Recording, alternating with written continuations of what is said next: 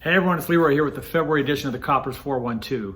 4 things I'd like you to know, 1 thing to think about, and 2 things to look for or look forward to. So let's start with 4 things I want you to know about. First, we're rolling out a new program under our Koppers College banner called Foundations of Leadership. Now, this is a program geared towards hourly and non-exempt employees with an associate's degree or higher, and it begins on February 28th. Now, participants will take part in a 3-month program focused on organization behavior, leadership, and everyone's favorite, conflict management and resolution. Now, the curriculum will be delivered by Robert Morris University on a virtual platform which enables eligible team members from all over to potentially participate. Now, we've had a number of applications come through, so I want to send a big thanks to everyone who expressed an interest in furthering your professional development by being part of the program. Now, those who've been accepted to this year's cohort will be notified in the coming days, and those who applied and did not get accepted this time around, please don't get discouraged and apply again next year. You know, we only have so many slots, so unfortunately we do have to turn away some for the time being, but we hope to get all that are interested in a future class. Second thing I want you to know is this past week we came to agreement on a new 3-year labor contract with our employees at our Roanoke, Virginia cross-tie treating plant. Now, I'm happy to get this one behind us and want to thank the union leadership and our employees for actively working together on a solution that works for all. It's a good group down in Roanoke led by Travis Yeoman, our plant manager, and my hat goes off to him and the entire Roanoke team for their unwavering commitment to protecting what matters and preserving the future. Thank you for your continued efforts to keep the U.S. rail infrastructure and each other safe throughout the pandemic.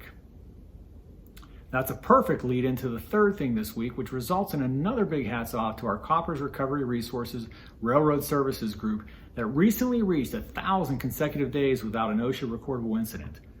Congrats to Steve Lish, John Ehrman, and your team for demonstrating that zero is in fact possible. Now, the work we do at Koppers is inherently dangerous, and it's incumbent that we look out every day for our fellow team members. Steve, John, and the Railroad Services team, thank you for your dedication to safety and living our value of zero harm. Navigating through the pandemic made it clearer than ever that Koppers is a critical cog in the global macroeconomic environment, providing essential goods and services that keep the world running. However, did you know that we have a whole part of our organization, our utility and industrial products business, that takes the role of being an essential business and puts it into overdrive? Well, we do, and that's the 4th thing I want you to know for today. And we often think of the storm response piece of their business as only responding to hurricanes because they tend to grab so much of the news coverage.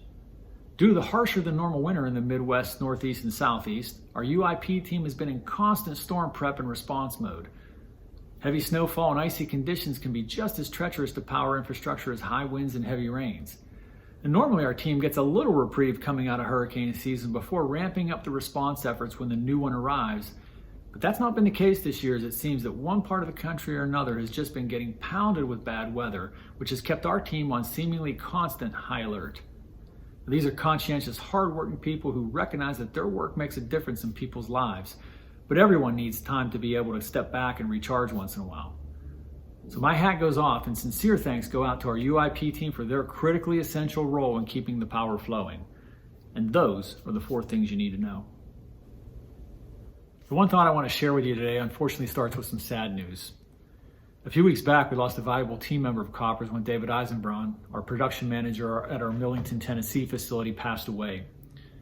We've lost more than our fair share of colleagues over the past few years, and every one of them hurts as family members and friends are left behind. Now, David was a graduate of our Koppers Leadership Forum and an important member of the Koppers family. More importantly, he was a devoted family man, a respected colleague, a kind person, and someone that always seemed to have a smile on his face whenever I saw him. We'll miss David, and we ask that you keep his wife and daughters in your thoughts and prayers. Now, David's passing has caused me to once again think about how fleeting life is and the limited time we have here on earth to make a difference in people's lives. And so the thing I ask you to think about are the ways you can have a positive impact on someone through a simple act of kindness and then make it happen.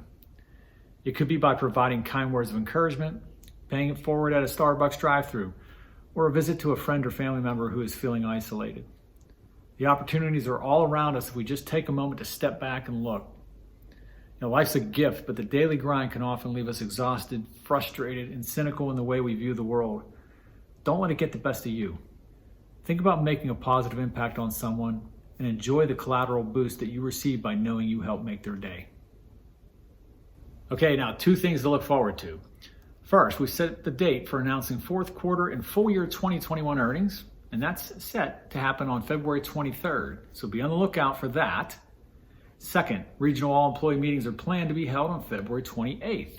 Now, I always look forward to those meetings to have the opportunity to share the many interesting and exciting things we have going on and the progress we're making towards our 2025 goal of $300 million in EBITDA.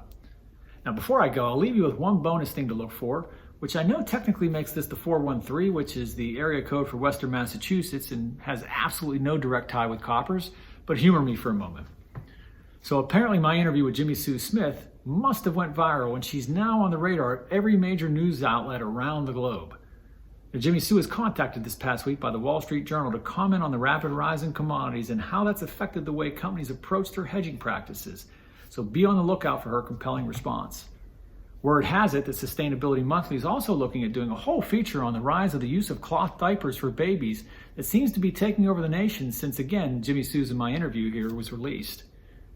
Jimmy Sue, please don't forget your humble beginnings. Stay tuned for my next interview segment where we'll look to make another Koppers team member a budding star. But until then, stay safe and stay strong.